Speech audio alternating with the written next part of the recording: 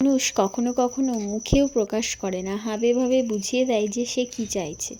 এটার কারণ হচ্ছে বর এনেছিল মাছ কিনে, সে তো ঠিক আছে প্রতিদিনই আনে, আর এক হাতে এনেছে কলার পাতা কিনে, দুই হাতে দুটো জিনিস, কিন্তু এসে বলছে না যে আমাকে এটা করে দাও বা কিছু।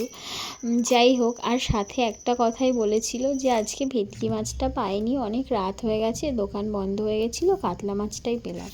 তার মানে বুঝলাম বর আমার খাবেন হচ্ছে পাতুরি, মাছের পাতুরি। তো আমিও বানাতে শুরু করে দিলাম কাতলা মাছ দিয়েই পাতুরিটা।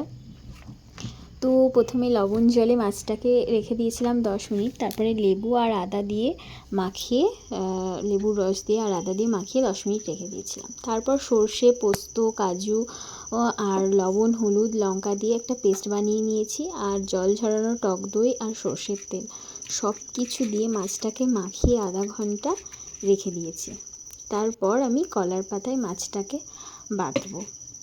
খেতে কেমন হয়েছিল সেটা কি বলবো, মানে দারুণ হয়েছিল। আমি প্রথমবার বানালাম, মানে আমি প্রথমবার মাছের পাতুরি বানালাম।